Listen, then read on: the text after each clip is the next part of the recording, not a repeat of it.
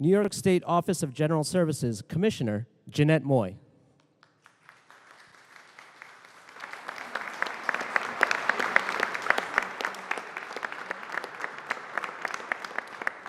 Please welcome Columbia School of Law Professor Jane Ginsburg.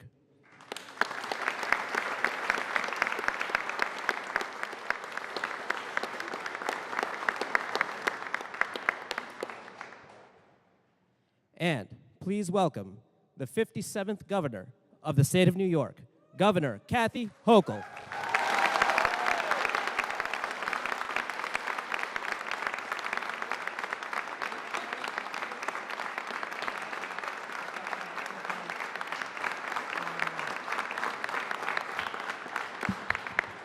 Good morning, well, good afternoon. I'm a little bit in a time warp here. What an extraordinary day here in our state's capital. A day we've been waiting for a considerable time to start recognizing that there are women in the state of New York, and a number of them are quite extraordinary. And the fact that there were no women when the initial carvings were done on this $1 million staircase, they thought they fixed it back in 1898 and added 6 women and thought they were done now. They were wrong. Today we're going to continue celebrating the incredible contributions of New York women making history. And today we celebrate with many of our friends. I'm proud to be here with our Commissioner Jeanette Moy, who has done a great job shepherding this project through in the final months here. We have Jane Ginsburg and the Professor Ginsburg, and many family members, Claire and Ed Stiepelman, the sister-in-law, brother-in-law, family members are here. They journeyed here. We also have Meredith Bergman, the sculptor, who we had a chance to connect with as they are doing sort of their practice work to ensure that this was done properly on this particular date. I want to thank her and her family for being here as well, and Patrick Piggott, the artist, who helped us with the renderings, and others were involved in the sculpting. What a great, great project this has been. A number of elected officials are joining us here. I just saw Assemblywoman Glick is behind us. I don't have the full list. I saw Assemblymember Pat Fahey. What other elected officials am I missing? I don't want to miss anybody. I think you got it, Gov. Okay. Strong women, my partners here in government in Albany. So this is the day we talk about strong women. Something everybody who makes it to these halls knows something about, our assembly members, our senators, my partners. But today we celebrate one woman in particular, a woman who has inspired an entire generation with T-shirts and Notorious RBG and all the excitement and energy about the one and only Ruth Bader Ginsburg. She is one of New York's most revered daughters. She also made history with her Brooklyn toughness and the tenacity that was required to break through not just glass ceilings, but it seemed like she had to break through walls in order to achieve what she did. You know, so many strikes against her starting out. She had to force her way through the doors in law firms and in courtrooms and all the work she had to do. And it was not an easy journey.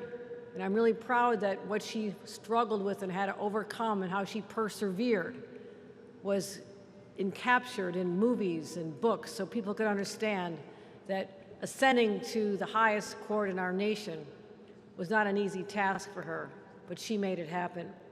So, by force of her intellect and toughness that we love, she achieved history, not just to be the second woman appointed to the Supreme Court of the United States of America, but also the first Jewish woman on the Supreme Court. Now, she also is a model for some of us who are raising kids while balancing careers. The fact that Jane is here and obviously thriving, she survived with the support of a strong family, her mother's endeavors, but that certainly inspired Jane to be a preeminent professor at Columbia Law School today. So her legacy continues even through her family. But for us, the legacy is one of a woman who had to manage the home front, a husband with illness, and try to break through so much. And those of us who've had similar challenges and those who have even had to endure more take strength from this woman. That's why it was so important for me to have here in the Capitol and continue the legacy that was started before my tenure, to have her in a place where women could walk down and pause for a moment, and children can see and ask the questions like, why is she there? Who is this woman who did something so extraordinary that her image is emblazoned on this sandstone here in our Capitol? But also one thing I would never forget when I had a chance to spend some time with Justice Ginsburg. She's a woman who kept her promises. What does that mean? Back in 2019, she journeyed to a place far, far away known as Buffalo. She came to the law school. Now, what few people understood is that she showed up on a Monday after going through several days of chemotherapy. And the question is, why would she be at the Buffalo Law School on this date and at this time? One of her classmates from law school was a great friend of mine, Wayne Wiesbaum. He had invited her to come and she promised she would. But Wayne had passed during the year. Truly, she wouldn't have had to keep that promise. But she showed up and had a chance to tour the grounds and meet students and faculty and teach a class with Wayne's widow, Jane. And so that to me was a testament to someone who was undergoing treatments for her own illness and was dead set that she was going to keep that promise to Wayne and Janet Wiesbaum. So she spent not just an afternoon or did a quick check of the box. She came and spent hours and hours and hours over several days And when she spoke to the audience at night, this tiny person rose up, and we all understood why she was appointed to be that first person on the Supreme Court, and she made us all so very proud. And so, her carving is the first that is unveiled since the completion of what they call the Great Western Staircase over 125 years ago. She will now be the 7th woman. You may know some of them happen to be the granddaughter of the architect. Nice to have connections in high places. So she joins the likes of Clara Barton, Susan B. Anthony, and many others. And she talked about how those women inspired her. Susan B. Anthony, who she once noted, helped keep dreams of equal citizenship alive in a days when few would listen. Well, she was one we do listen to now. Her voice continues to inspire, to prod women, to push them to their best, to be their best self, and also to make contributions to society, whether it's in the law or other professions, because all of us have a responsibility to understand her story, embrace that story as one of our fellow New York women, but also to make sure we all leave our own legacies just as she did. So she'll continue to be a beacon of hope, reminder of our responsibilities, and make sure we continue to strive for a state and a nation that ensures just and equal treatment for all. Ladies and gentlemen, it's a great pride I present to you the daughter of Ruth Bader Ginsburg, Professor Jane Ginsburg, who will talk about her mother.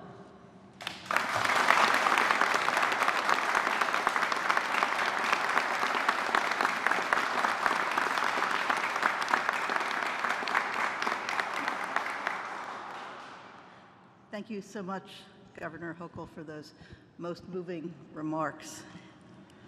The family of Justice Ruth Bader Ginsburg deeply appreciates this honor to her memory in the capital of the state where she was born and grew up in Brooklyn, and also went to college at Cornell.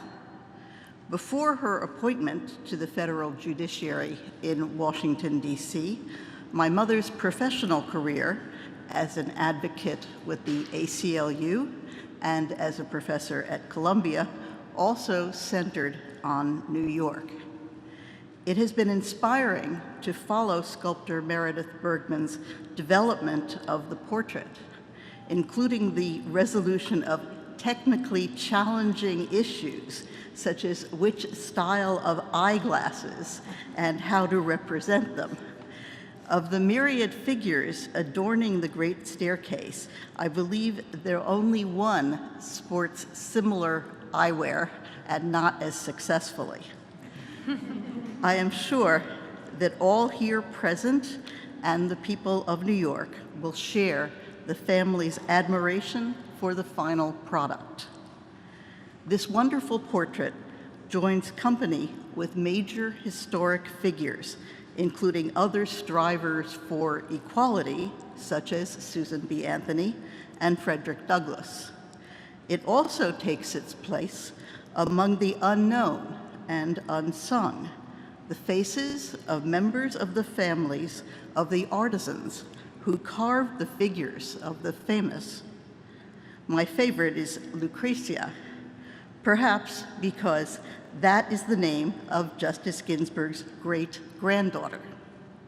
My mother, Justice Ginsburg, would have been proud to share the sandstone spotlight with all of these personalities, great and small. Thank you.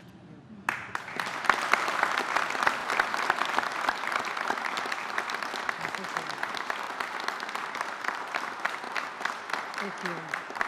And let me now introduce Commissioner Jeanette Moy, the Commissioner of Office of General Services, and thank her and her team for making this day become a reality.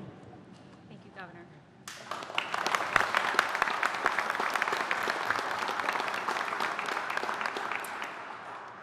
Thank you, Governor Hochul, for introducing me and entrusting me and our great agency with this project. Thank you, Professor Jane Ginsburg and the Ginsburg family for allowing New York State and the Office of General Services to honor your mother in this manner. My name is Jeanette Moy, and I'm the Commissioner of the New York State Office of General Services. And today we're here to celebrate a historic moment in this Capitol. This has been 2 years in the making, and it was teamwork that got us here. Under Governor Hochul's leadership, today, New York is honoring the life, the legacy, and the accomplishments of Justice Ginsburg. This carving is the first being added to the Great Western Staircase since 1898, and she is only the 7th woman ever to be added to this staircase.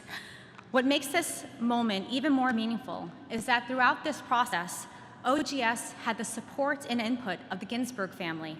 We are extremely grateful for their input and their involvement guiding us throughout this project. I want to acknowledge all the current and past members of Team OGS who came up with the idea of adding a carving of Justice Ginsburg to the Capitol, and whose dedication and hard work made this happen. Those members include those from our Design and Construction Group, Deputy Commissioner Bridget O'Hanlon, Associate Commissioner Eric Deo, our first female Capitol architect, Bevan Collins, ever in the history of New York State, the first woman to hold that position and long overdue. Area Supervisor Rich Hines, Jason Coyce, Andrea Lazarski, the Capitol Restoration Coordinator for Design and Construction. From our Communications and Digital Media team, Associate Commissioner for Communications and Media, Georgina Parsons, Seamus O'Donnell, our Creative Director, Julia Baldwin, our Senior Graphic Designer for Media Services, and Andrew Sober, our Graphic Designer. From our Utility Group and our Real Estate team, Deputy Commissioner for Real Estate, Dave DeMott, Associate Commissioner, Brad Hutton, and Dave Frick. Thank you, Team OGS. Without you, this wouldn't be possible. Now, this carving shows that we can simultaneously preserve the history of this building and also make changes that allow us to honor the women who have shaped the direction of New York State. It should not go unnoticed that this project happened under the leadership of Governor Hochul, the first woman to be elected governor of our great state.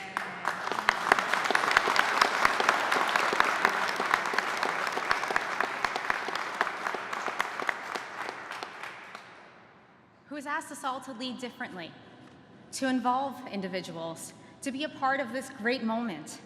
I'm also struck as the first woman of color to lead the Office of General Services, and as I mentioned, having our first woman serve in the role of Capitol Architect. Our head of design and construction, Bridget O'Hanlon, also a woman. Another woman, our figurative sculpture artist, Meredith Bergman, who has chosen to create this tribute to Justice Ginsburg. And I want to thank her and the other artists that were a part of this process.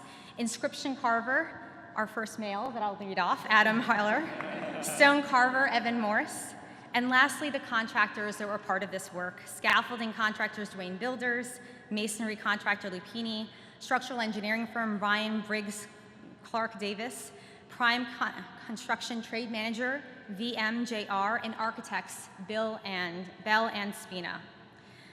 Now, Justice Ginsburg once said, "Women belong in all places where decisions are being made.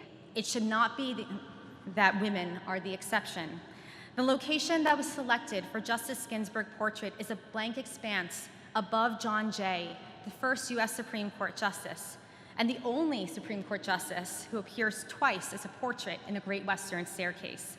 The second floor location that was chosen for the carving also places Justice Ginsburg at the level of the building where only men have been depicted to date.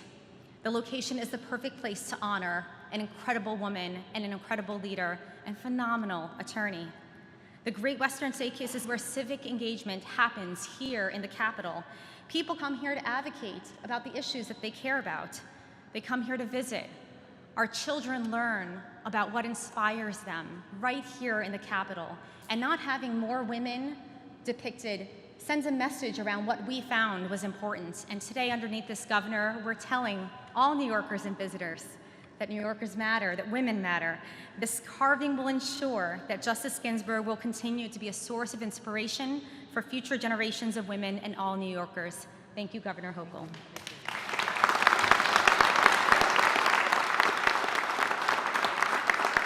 I do want to make sure everybody has an opportunity to see in person Meredith Bergman.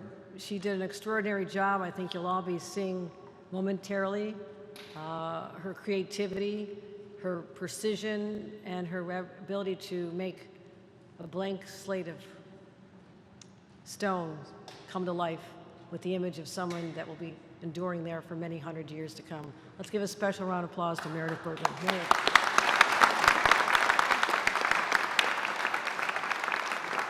Thank you, Governor. What an honor this is. Thank you.